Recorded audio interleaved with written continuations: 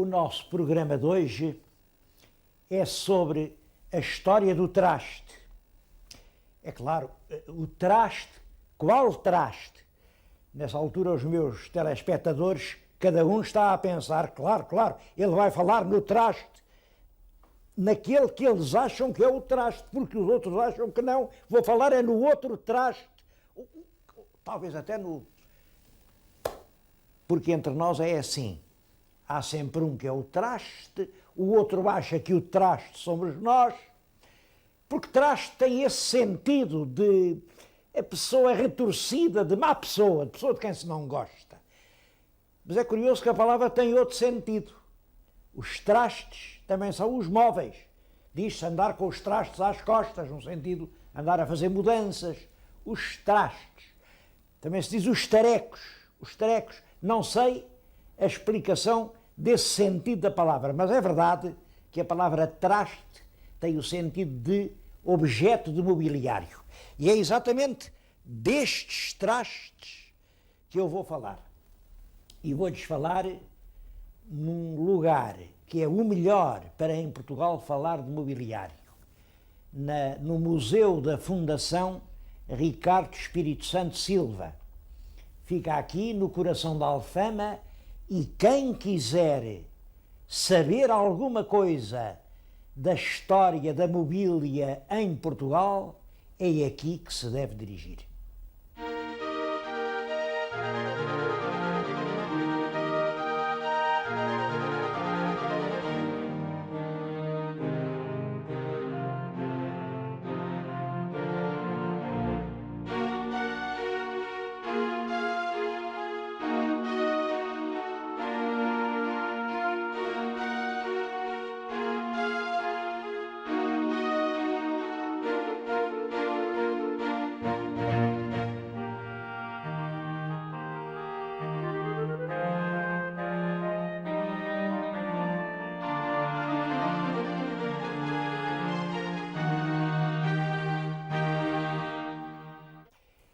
O móvel mais antigo que há aqui no Museu da Fundação é esta arca. É dos fins do século XVI. Bom, isto não significa que antes do século XVI não houvesse móveis. Em todo caso, é no século XVI que em Portugal aparece uma produção de móveis de grande nível artístico. E isso tem duas explicações que convergem. Primeiro é as matérias-primas, as madeiras. Como sabem, os portugueses da Índia, do Brasil, mandavam mercadorias para Lisboa e mandavam-nas em grandes caixas. Hoje a palavra mais certa seria até contentores, porque eram realmente caixões grandes. E eles aproveitavam madeiras de grande valor, madeiras exóticas de grande valor, o pau-santo, a câmbala, a teca, e com essas pranchas que eram muito bonitas, ainda hoje, um bocado de pau-santo é uma beleza, só o olhar para aquilo fascina. Por outro lado, são madeiras fáceis de trabalhar e de grande duração. É essa madeira por um lado. Por outro, é a imitação, não é a imitação, mas é realmente a inspiração que vem de certos modelos de móveis que eles viam na Índia. É assim que nasce um gosto de mobiliário que é o gosto indo-português. É depois do século XVI e, portanto, ligado aos descobrimentos que aparece o mobiliário português. E já que lhes falo de descobrimentos, queria falar nesta tapeçaria. É uma tapeçaria flamenga, de Tournai, de uma série que é encomendada pelo rei Dom Manuel I para comemorar a chegada dos portugueses à Índia por uma via marítima.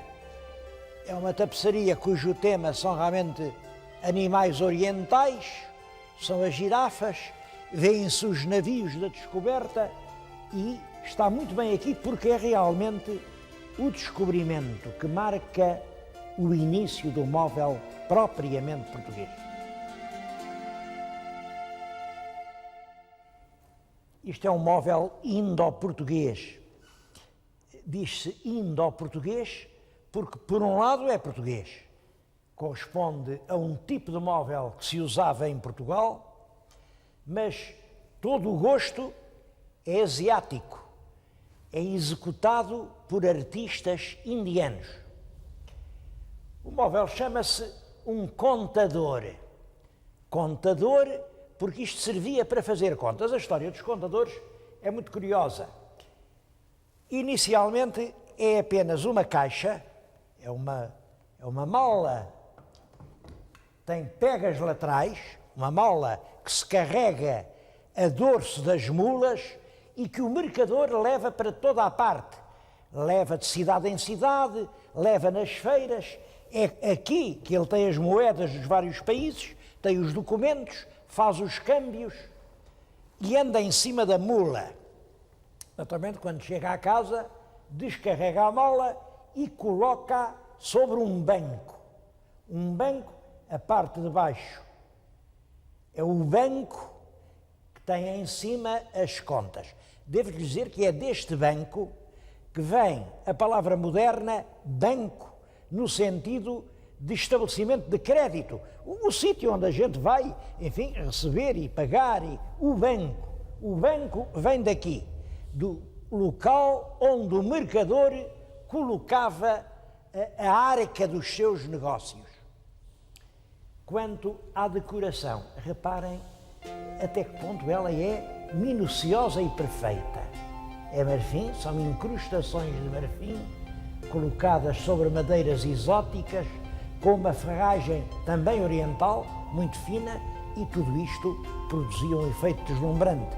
As esculturas dos pés são divindades asiáticas, relativas a deusas nativas que guardavam os segredos e os tesouros da água. E tudo isto tem realmente uma beleza inconfundível. Um outro contador, este, é uma peça com muito encanto. Estes olhos que espreitam são os olhos do tigre de Bengala. Já não há tigres senão nos contadores, mas tem uma coisa muito curiosa. Nos puxadores vê-se ainda a cruz de Cristo. As épocas de melhor produção do mobiliário português são o século XVII e o século XVIII. Pertencem ao século XVIII, concretamente é do reinado de Dom João V, vemos aqui o Dom João V. Pertencem móveis como esta admirável escrivaninha, ou como esta cadeira, ou aquela cômoda, aquele oratório, ou essa mesa caprichosa. É uma mesa que tem 4 aplicações. Servia de mesa de jogo, servia de mesa de encostar, servia de toucador. 4 aplicações, uma mesa engenhosa. Os autores do mobiliário raramente os assinavam. Era um trabalho anónimo. A primeira peça assinada que existe neste museu é esta pequena mesa, que realmente é uma obra-prima. O autor quis que soubéssemos o seu nome e colou uma etiqueta em que diz: João Aniceto Raposo me fez ao Loreto, Lisboa. É uma peça contemporânea das invasões francesas. Exatamente por esta altura, a arte do mobiliário entra numa fase de decadência. As decadências na história nacional sentem-se diretamente, como num termómetro, na arte do móvel e do lar.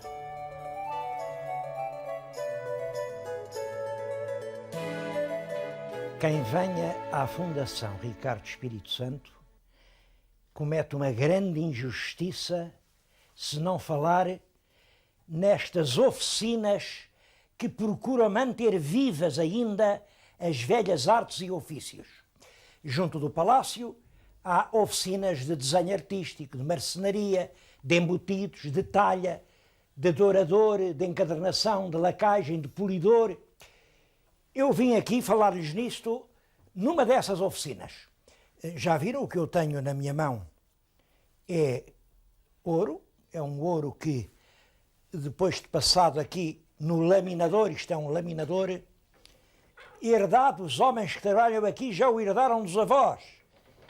E a barra transforma-se numa folha mais fina, que depois é batida, se transforma noutra ainda mais fina e acaba por dar aquela película subtil que se aplica nas lombadas nos livros, nos objetos dourados, enfim, com que trabalham os douradores.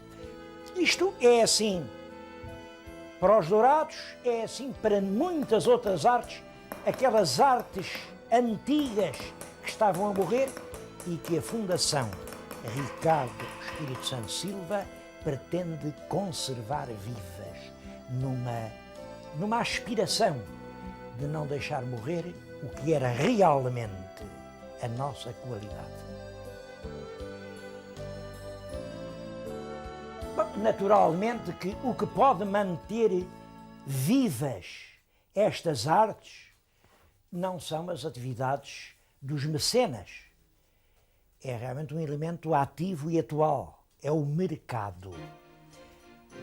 Ainda hoje se continuam a fazer móveis por todo o país, ainda hoje há artes decorativas e é sobre isso que vamos falar já a seguir. Ainda hoje se fazem muitos móveis em Portugal. Pode-se falar numa indústria do móvel e até talvez se possa falar e se deva falar numa arte do móvel.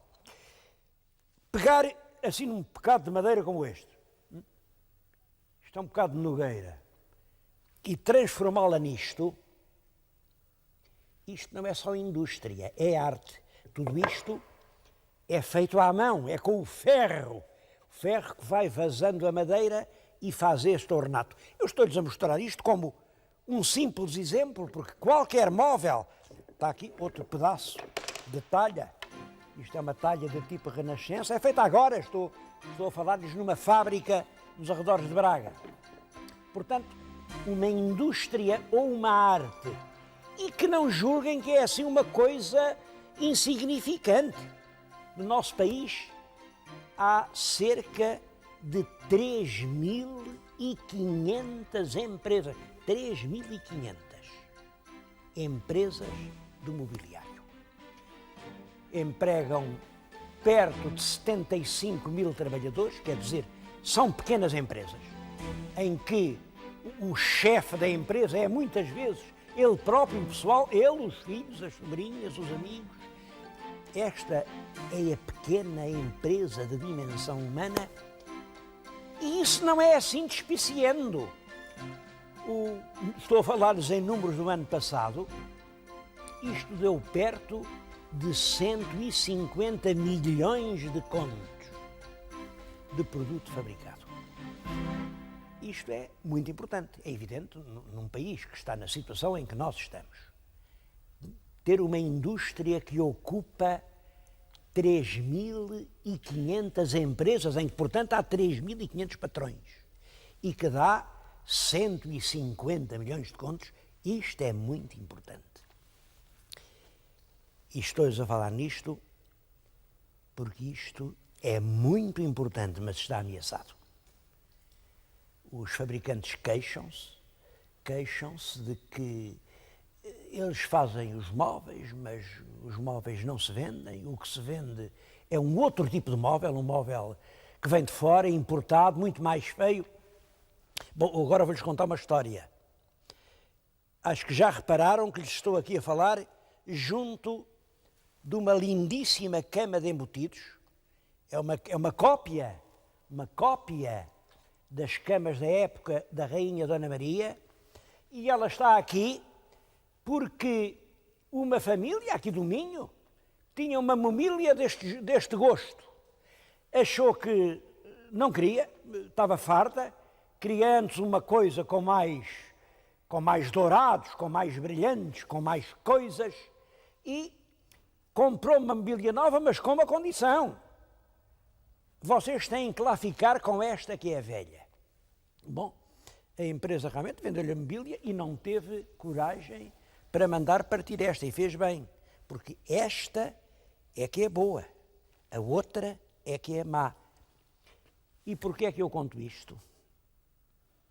É porque esta situação não é pontual. Há milhares de pessoas que estão a fazer isto, trocar o melhor pelo pior. O melhor pelo pior porquê? É porque lhes não ensinaram a conhecer o melhor.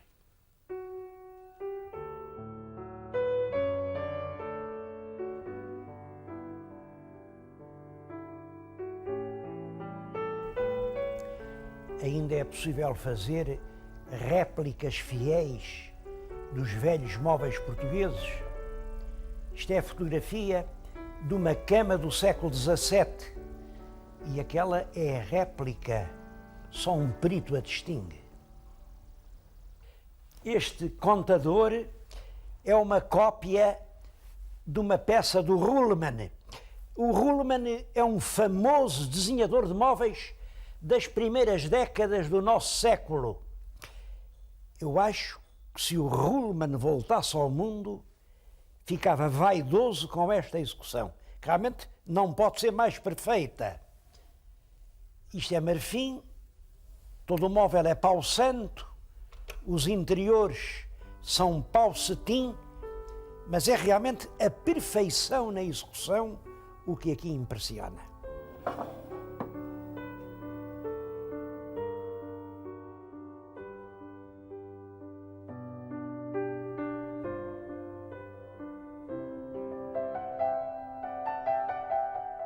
Naturalmente que este tipo de trabalho, que é inteiramente manual, é feito peça a peça. Bom, isto não se podem fazer grandes quantidades. É uma coisa que demora a fazer, vende-se pouco e, portanto, realmente não está de acordo com as leis deste nosso mundo. Tudo depressa, tudo bem série. Bom, e eu estou-lhes a falar aqui numa casa do norte do país, um dos mais prestigiosos fabricantes de mobiliário artístico, que poucas semanas mais terá de vida.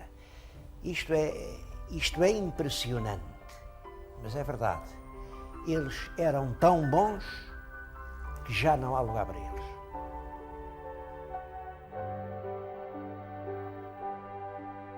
Ainda hoje é importante em Portugal a fabricação de móveis. Eu estou a falar-lhes em Paços de Ferreira. E aqui em Paços de Ferreira há um certo orgulho local. Dizem Paços de Ferreira, capital do móvel. É verdade até um certo ponto, mas é claro que não é só em Paços de Ferreira. Em Gondomar há fabricantes de móveis muito bons. Na Beira Alta há bons fabricantes. Continuam a fazer-se bons móveis em Portugal. Eu tenho aqui, justamente junto de mim, uma bela escrivaninha. É inteiramente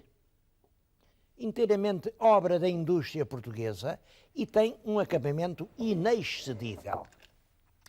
Bom, mas é claro, há sempre surpresas. Tenho outras coisas perto de mim. Eu peço-lhes que reparem nesta cama. Eu tenho aqui realmente o leito. Eu até pedi para deixarem, estavam aqui estes bonecos, podem parecer muito kits, mas eu pedi para ficarem porque eles dão ideia disto tudo. A cama tem aqui umas amarras inexoráveis. Acho que isto é uma cama para noivos, isto é que quer dizer o sagrado nó. E o nó apanha um sudário, não julguem que é de alvolinho, não é. Nem sequer de madeira. É uma mistura química de pedra e de goma. Bom, eu acho que isto no conjunto é um móvel terrível. Mas está na moda, saem muitos, toda a gente quer. E agora vocês dizem, pois, que culpa têm as pessoas se não as educam e não têm dinheiro, têm que comprar disto, esta coisa execrável, é isto que elas têm que comprar. Não têm dinheiro para as boas madeiras portuguesas. Não se enganem. Isto não é um móvel barato. Está aqui a etiqueta, isto. Bom, isto custa 1470 contos. Em todo caso, as pessoas preferem este tipo de mobiliário. Isto não é português. Isto vem do outro lado da fronteira. E está a entrar muito mobiliário estrangeiro. Estou-lhes a mostrar uma cama, mas podia mostrar-lhes uma casa de jantar. Olhem-me aquela casa de jantar. Olhem para aquele armário.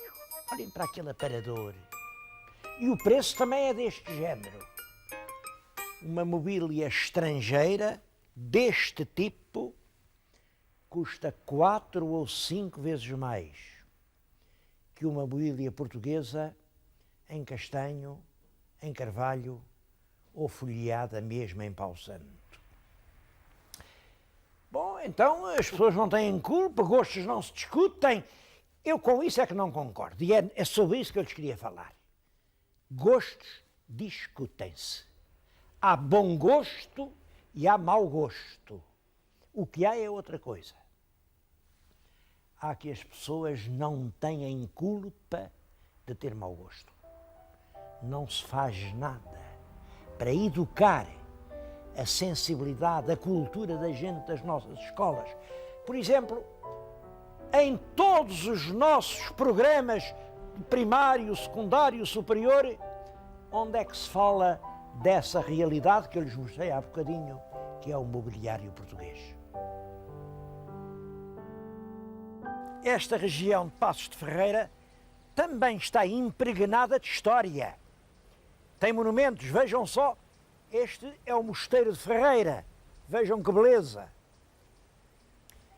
Mas hoje pareceu-me que era mais importante falar da história do futuro que da história do passado. Fala-se agora muito na Europa, na unificação económica na Europa. No futuro, quem não puder vender, ou melhor ou mais barato, não tem lugar. Não acredito que seja assim. Há de haver sempre lugar para a diferença. Quem tiver algo de diferente para vender, vai encontrar comprador. E das coisas diferentes que havia em Portugal, era o nosso mobiliário. Era algo que devíamos ter cultivado, em vez de deixar assim, tristemente, agonizar.